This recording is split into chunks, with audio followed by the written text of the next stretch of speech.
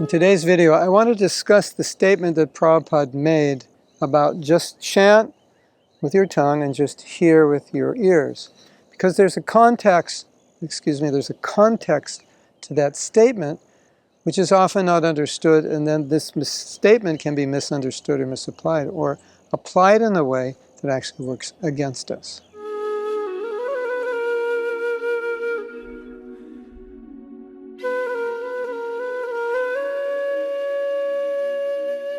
Of course, we know that Prabhupada said, chant with your tongue, hear with your ears. That's the process. But there's more to the process than just the tongue and the ears. There's also the consciousness, there's also the heart, and there's also the meditation. Now, one time a devotee said, Prabhupada, my mind is wandering when I chant. And Prabhupada said, there's no question of mind, you just chant with your tongue and hear with your ears. But somewhere else, Prabhupada said something a little different. He said, when you chant Hare Krishna, you should be meditating on the pastimes of Krishna. You should also be meditating on the form of Krishna, and you should also be meditating on the qualities of Krishna. That is actually the proper chanting of Hare Krishna, when the mind is absorbed in the guna, the qualities, the rupa, the form, and the lila, the pastimes. That's the goal of Krishna consciousness, to be totally absorbed in thinking of Krishna, 24 hours a day.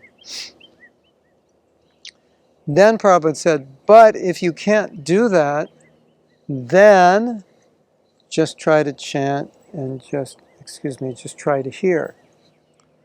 So, okay, so we understand a little context, that we're just trying to hear because we're not yet at that stage where we're thinking of the pastimes. Then the question was asked, Prabhupada, is it okay to think of the pastimes? The question was asked, well, I chant, is that okay? Because we're told we should just hear, so then the question comes, well, if I should just hear, is it okay to chant?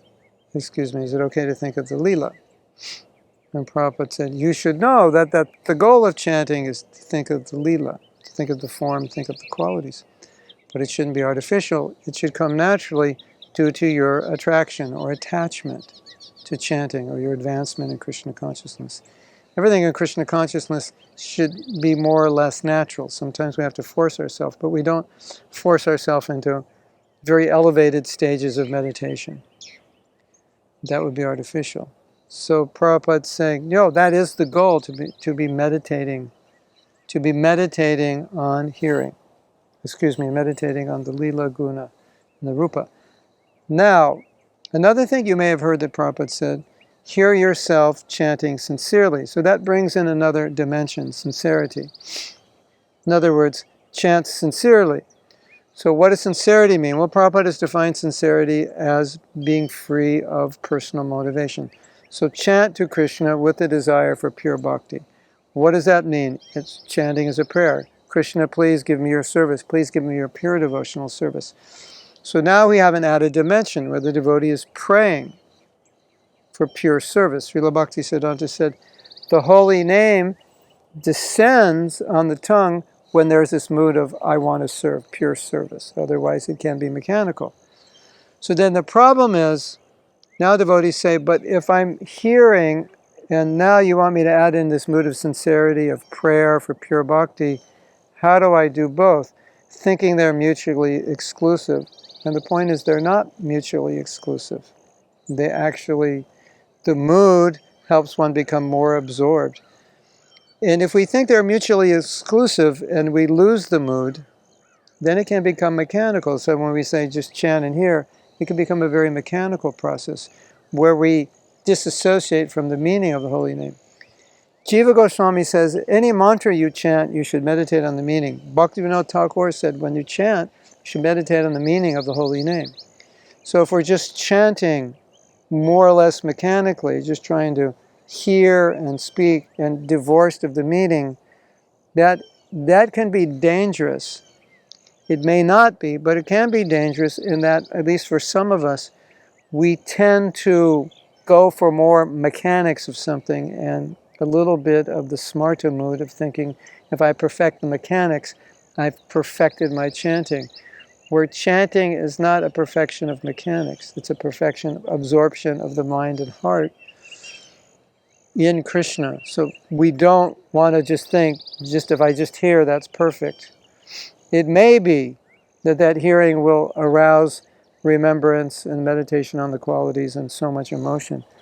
But also, when Prabhupada says chant and hear yourself chanting sincerely, that means simultaneously that's really the mood. So I just wanted to present that context because I know that many devotees, that's their primary focus, is just to hear, which is not in and of itself wrong, but if we don't understand the context of it, it can kind of degrade into a more mechanistic, mechanical way of chanting, and Prabhupada has warned us against that. And sometimes Prabhupada gives the example of the parrot who chants Hare Krishna. You can train the parrot, but when he's chased by the cat, he doesn't chant Hare Krishna, because his chanting was mechanical, it wasn't actually felt. And we've been discussing classes lately about remembering Krishna at the time of death, and Prabhupada said one who's accustomed to chanting will then at the time of death he'll automatically chant. So chanting, not just mechanically, I'm just trying to speak and hear, and that's all I'm trying to do, but be absorbed in the meaning, and then gradually the mind, as we advance more, become absorbed in meditation on the qualities of Krishna, the form, and the Leelas. Hare Krishna.